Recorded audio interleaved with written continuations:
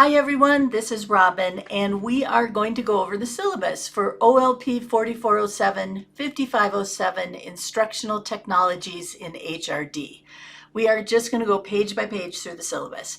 So beginning with page 1 at the top, you see contact information for me. The most important thing there is my email address. You are welcome to email me anytime you want. I also have listed my office phone number. This is the worst way to get a hold of me because I'm rarely in my office, but I wanted to make sure you had it. If you decide that you don't want to email me, you can't get me by phone, and you want to talk to somebody, you are welcome to contact our program assistant, Krista, and here is her information, her email and her phone number. You also see over here on the right side some ways to some ways to connect with me. So there's LinkedIn, which we will all be doing as part of this class. There's Twitter, which we will all be doing as part of this class. And I have also listed, in addition to my personal Twitter, the Twitter for Leadership Book Club podcast. Now, in addition to emailing me, you are also welcome to participate in office hours. So I have virtual office hours every week. You'll see they're from they're Tuesdays and Thursdays from 12 o'clock to 1 o'clock. And why do I have it from 12 o'clock to 1 o'clock? Because if you are in the Mountain Time Zone, that might be lunch for you, and that might be a good time for you to pop into office hours. So office hours, video office hours, we use the program Zoom. I'll just be sitting there waiting for someone to drop in. So it's just like if you were here physically and stopped by my office, except for you don't have to come all the way to Pocatello. We'll just do it via video conference.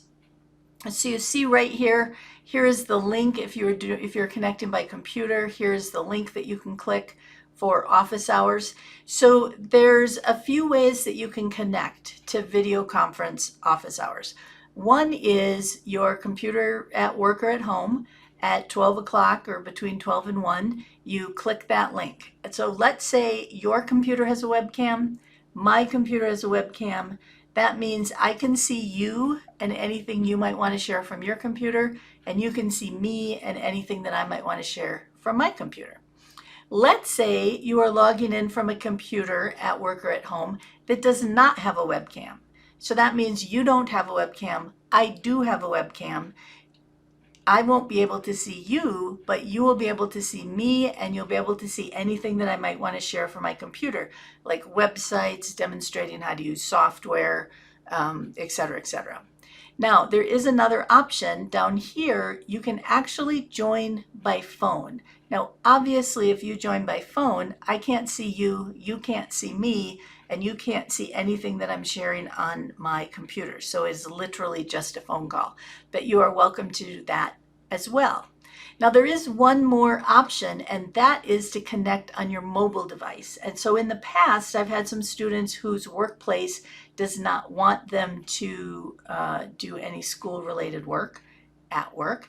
And so what they've done is between 12 and 1, they've gone outside or gone to their car and just connected via their cell phone or their tablet. So the only catch is if you are doing Zoom on your mobile device, you need to download the Zoom app, which is free, and then type in this meeting number right here. So you cannot just click on the link in the browser on your phone. You need to go ahead and make sure that you have downloaded the Zoom app. Now, you can also make an individual appointment. So office hours are great when you just have a quick question or a few things to say, and you can just pop in, ask your question, and pop back out. But sometimes you want to have a longer appointment, a bigger appointment, and we are welcome to meet that way as well. So what I ask is, if you want to have an individual appointment, go ahead and send me an email, and then give me your broad availability so that I know more or less when I should be sending, what kind of options I should be sending out to you. So you might say, for example, I can meet mornings, or I can meet over lunch, or not on Tuesdays, or not before 10, or whatever it is. And then once I have an idea of when you're free, then I'll go ahead and send you some options of dates and times, and we'll pick a time and we'll go ahead and meet. And again, we can meet face-to-face if you're in Pocatello. We can meet via Zoom video conference, or we can meet by phone. All right, that's enough on that. No required text. We're going to be doing a lot of reading, but most of it will be with online resources. All right, let's go to the next page. So you'll see a prerequisite for this class. So this is an online class. So obviously you need to have a basic understanding and proficiency with basic technologies. But because this is a class on instructional technologies and HRD, you also need to have a willingness to engage in class content, to collaborate with others, and to an openness to try and experience new technologies. And we're going to find out that people in this class have experience that just cover a whole range. So some people will have tons of experience with technology. Some people will have very, very limited experience with technology. And some people will be in between those two things. Wherever you fall on that spectrum is fine, because there's always something more that you can learn. And there's always someone in class who's going to be able to help you regardless of how much expertise you do or do not have in technologies.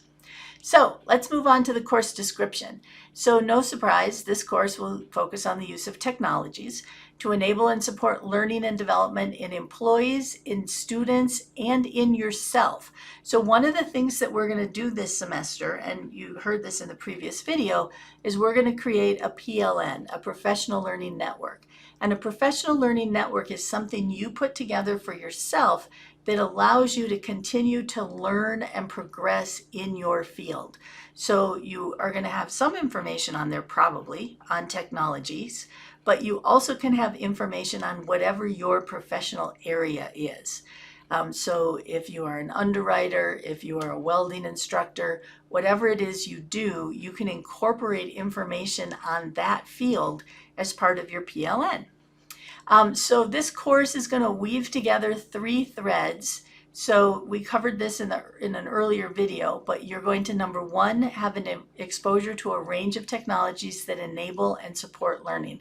So these are what I sometimes refer to as small technologies, not because they're not important, but because they're technologies that we use in addition to other things that we're doing in order to develop employees or in order to teach students. So we are not covering how do I design an e-learning class. We are not covering how do I create something in Moodle or Desire to Learn or Blackboard. What we're talking about is I'm delivering a class, either face-to-face or online. What are the technologies I can incorporate to further support the learning of the people that I'm developing? Number 2 is we're going to cover some theory and some process on technology and learning. And then finally, as I said, you're going to create your own PLN. So let's look at the course objectives. Number 1, you're going to be able at the end of this class to demonstrate your expertise on specific technologies. You're going to describe the effective use of technologies to enable and support learning in a variety of settings and with a variety of individuals. In particular, we're going to look at 3 categories. When we talk about using technology, we're going to look at ourselves. How can I use this technology to help me learn? We're going to look at how can I use this technology to help others learn, right? So the technology is being driven by me, but for the benefit of the learning of other people. And then the 3rd category is how can I take this technology and put it in the hands of other people so that they can use it to support their own learning. So those are the 3 categories that we're going to continually look at this semester. Number 3, you are going to be able to collaborate with your classmates on a bunch of stuff, including creating an ebook for HRD professionals and educators on various technologies. You're going to be able to describe how a PLN is created, nurtured, and how it supports lifelong learning in your professional context. You're going to create and actively engage in a PLN this semester and how it's useful for you. And finally, you're going to be able to describe copyright implications for the use of existing materials.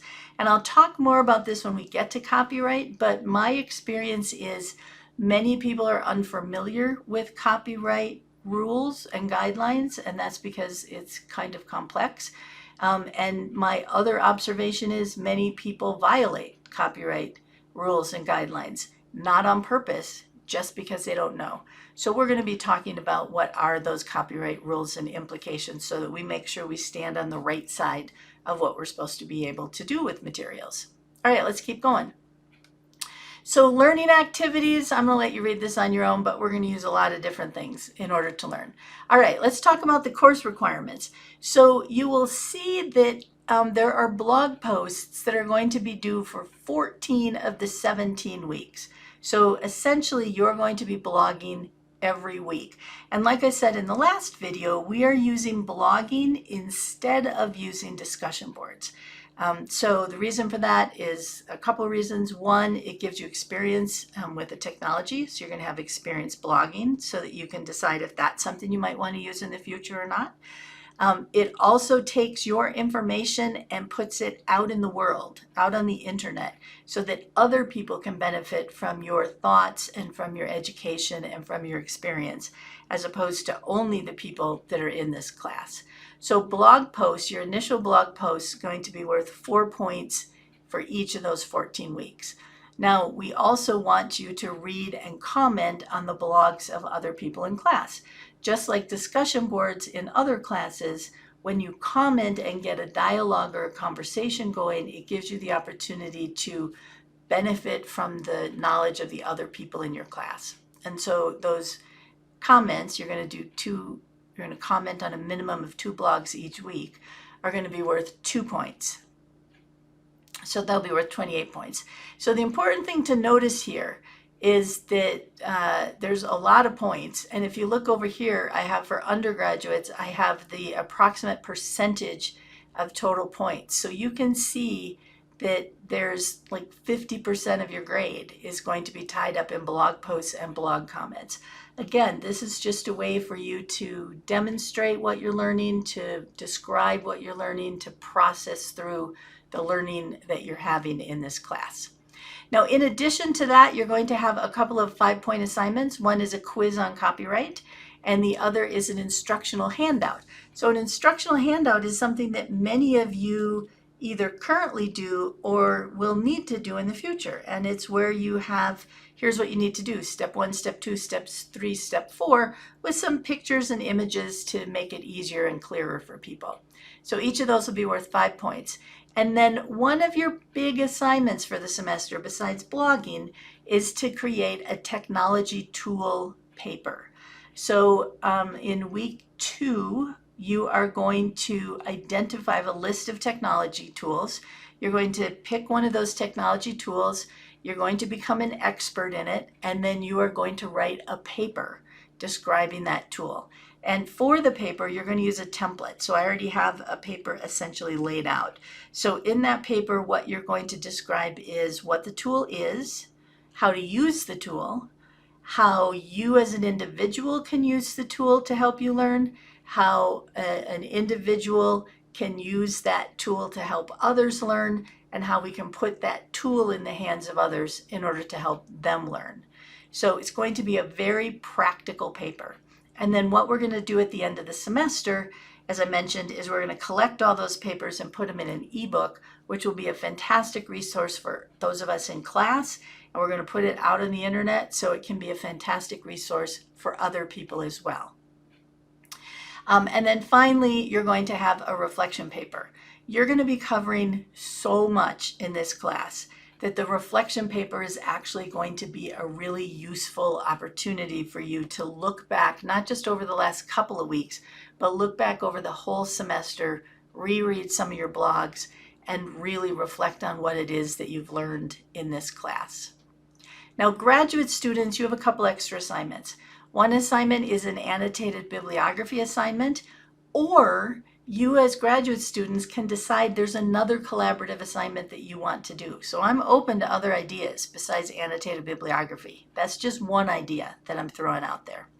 And then the other thing, graduate students, that you are going to do is you're going to organize the ebook. You're going to pull all those papers together, design a cover, and produce the ebook. And then you are also going to help promote that out on the internet. So those are the assignments for this semester. In a way, it's not that many assignments because you're going to be doing blogging every week and because I want to make sure you have time to play with all of the technologies that we're going to be talking about. So the blogging is going to be a lot of assignment, but otherwise there's just a couple of papers and a couple of 5-point assignments.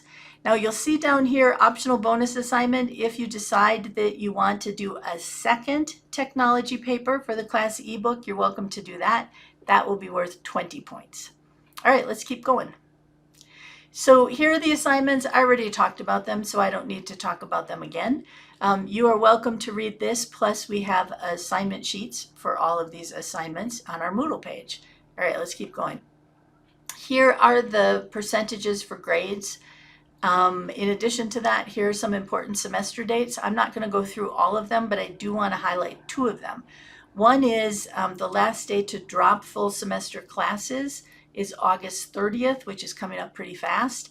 And if you are graduating in December, the last day to apply for graduation is September 3rd, which is also coming up very fast. Don't wait for September 3rd. Pause this video right now and go apply if you're graduating in December. All right, and then you can read the rest of the dates and you see there's a link for the full academic calendar. All right, let's keep going. Here is the tentative course outline. And I say tentative course outline because every semester I tweak the class a little bit depending on what people in this particular class are interested in. But you can see I have the week, I have the date it begins, I have the tentative topics, and then I have the assignments. So as we looked on the tentative topics, this gives you just an idea of some of the things we're going to be covering in this class. So we'll be doing blogging, we'll be using something called Feedly, which will help us consume blogs. We will be talking about copyright and fair use. We will talk about Google search and some tools you might not be familiar with Google search. We're going to talk about Twitter. We're going to spend a couple of weeks talking about how to edit images. We're going to do a little bit on audio editing. We will do some screencasting. What I'm doing right now is one example of screencasting. We will get involved with LinkedIn. You'll see I have a couple of weeks here that are just marked more tools because as I go through the semester, I'll decide what it is I want to put in there based on your interests. We're also going to talk about videos and we're going to talk about YouTube. And then, of course, we're going to have near the end of the semester our ebook. So, of course, we're going to do a little bit of work with our ebook. Now, the interesting thing, I'm sure you've noticed this in your other classes about the calendar this year, is that the way that it falls out is fall break, then there is what in face-to-face classes is called dead week, and then what in face-to-face classes is finals week. So it's fall break and then pretty much we're done. So it is important this semester that you stay on top of things because if you are thinking of using fall break to catch up, it's too late in the semester to catch up on assignments. All right, so let's talk about assignments. So you'll see in week 2 that one of your assignments is to set up your blog and then to add the URL or the web address of your blog to the class list. And that's so that we just have a list of everybody's blogs. You are going to be broken into groups so that you only are required to look at the blogs of the people in your group, but you might want to look at everybody's blog. Now, in addition to that, on week 2, I'm going to ask you to sign up for your tech tool paper topic, so for your technology. As I said, I have a list of technologies and you just need to sign up for the one that you are going to learn and become expert on. So you sign up for week 2 and you'll see that the paper is due week 10. So that you have, what is that, about 8 weeks, 7-8 weeks in order to work on your paper. It's going to come up sooner than you think, so I'm going to be reminding you to get started on that sooner rather than later. Now, in addition to that, if you look in week 4, we have our quiz on copyright and fair use. And if you are signing up for the bonus assignment, you need to sign up for that bonus assignment week 4. The reason that the people for the bonus assignment are signing up later is we want everybody to have first shot at their paper topics before we have the bonus people sign up. And then week 7, you have your instructional handout due. As I said, week 10, the tech tool papers and those of you doing bonus tech tool papers are due. And then graduate students, on week 12, you will have the completed ebook ready and to me. So that looks like you only have 1 week to work on it, which is kind of true. But it's also true that there are many things that you can start doing ahead of time to get that book ready. And we'll be talking about that as we go through the semester. Graduate students, if you are doing annotated bibliographies, your individual annotated bibliographies are due week 14, and your combined annotated bibliographies are due week 16. Now, that's only unless you decide to do a different collaborative project, and then we'll negotiate when that's due. And then finally, for everybody, your reflection paper is due the end of week 16. So that's the tentative course outline and what it is we're going to be doing. I can't tell you how excited I am about this class this semester. It's going to be super fun. All right, so I, on this page, talk about some of my assumptions. I always thought as a student it was useful to know what assumptions that the instructor had that were in her head. I like to get that out in the open so everybody can know. So again, I'm going to let you read this at your leisure, but a couple of things that I wanted to highlight. One is that you'll see the way this class is structured, this third bullet, I believe in the principles of adult learning. I believe that you all come with many experiences and a lot of knowledge, and we want to make sure we capitalize on and share that, right? You're not a dry sponge or a blank slate or an empty vessel. You are someone who comes with a lot of experience and a lot of knowledge. And we would be remiss if we did not take advantage of that. I also believe that you are interested in learning information, and the best way for you to learn that information is by doing work that you find useful, and that often means that you get to select the kinds of things that you do, or in this case, that you're going to be blogging about. I also believe that, fourth bullet here, I believe that you're not just here for a grade or to check the box, but you're actually interested in the content. I know some of you are more interested and less interested in technology, but regardless, this is a technology class. So I encourage everybody to stay open and stay curious. And then the last two bullets, first, I know everybody is really busy. I know that you had full and busy lives before you decided to go back to school, and that when you shoehorn school into that, that means that you are triply busy. But by choosing to take this class, you've agreed to spend the time that you need to spend in order to be successful in this class. And then finally, although my role as your professor requires me to evaluate and assess you, I see us as professional colleagues. So as professional colleagues, I see that my role is to support you and help you and be successful in this class, as well as the program, as well as your profession.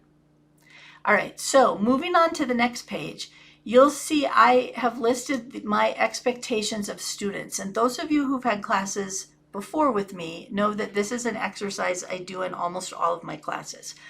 And I do that because I don't believe this is just my class. I think this is all of our classes. So it's important that we get some clarity and agreement on what our expectations are. So you can see I have started by listing some of my expectations for you. And I've described in more detail each of these. I'm just going to talk about the part that's in bold. So one expectation is that you will complete all the readings and the blog posts and the activities on time and to a level of quality that is appropriate for college students. Second, my expectation is that you will engage in active discussions on the class content and the technologies via your blog and via the comments that you're going to have on each other's blogs. Again, this is a way for us to clarify what we're learning, to broaden and to deepen and to make connections between what we're learning. My third expectation is that you will actively participate in the course. My fourth expectation is that everyone will apply academic honesty.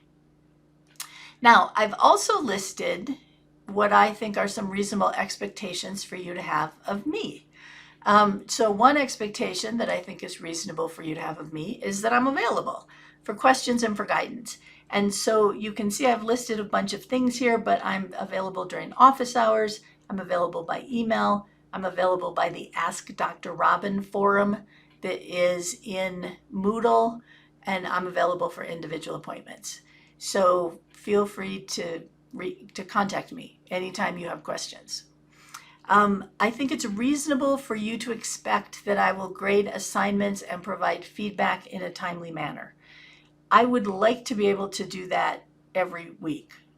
That's not always going to be possible, and this week I actually have a extra heavy student load, so it is unlikely that I will be able to turn things around in a week for all of your assignments. I will do the very best I can to get them done as quickly as possible, but just so you know, it might not be every week.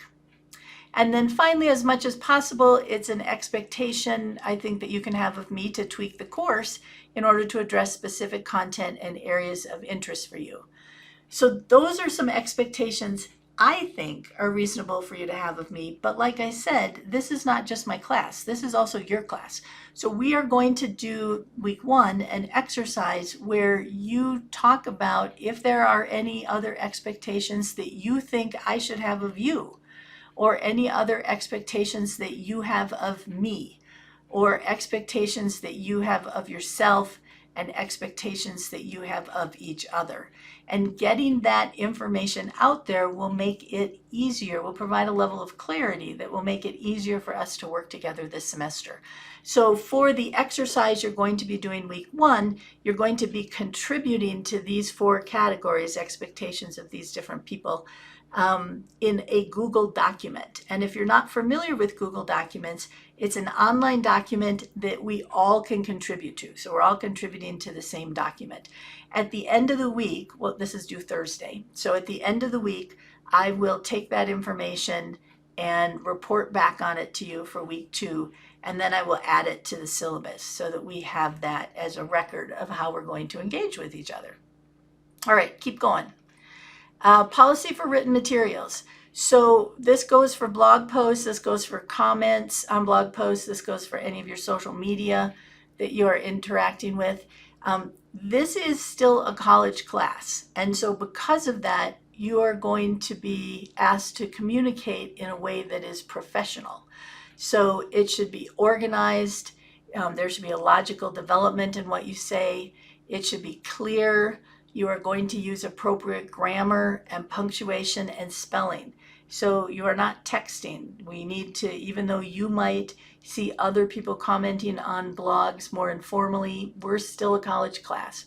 So we're going to make sure that we use appropriate grammar, punctuation, and spelling. And then for your papers, you are going to use APA formatting.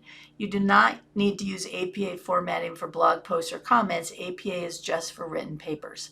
I have some basic APA information in the assignment sheets, but if you are not familiar with APA formatting, please feel free to reach out to me and I will give you the basics. All right, moving on. No late work will be accepted in this class.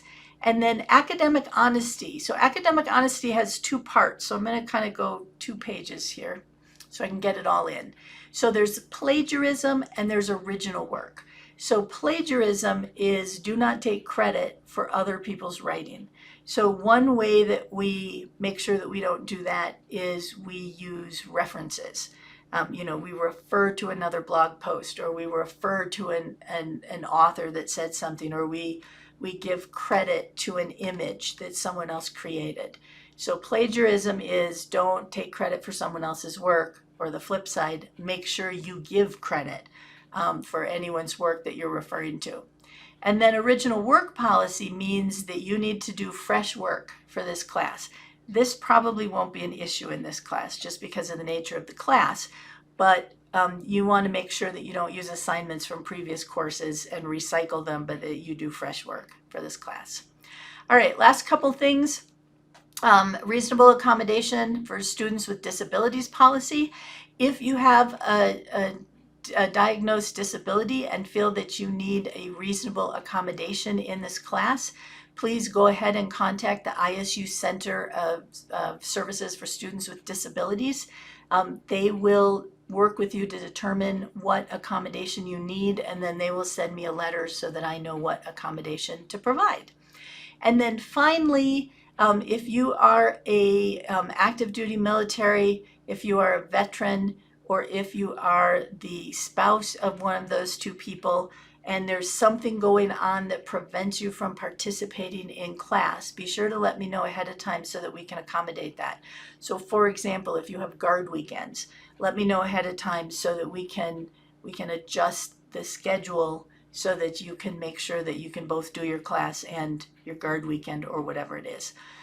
Whether or not you think that you're going to need some accommodation time-wise because of your veteran or military status, I really, really encourage you to contact the Veteran Student Services Center.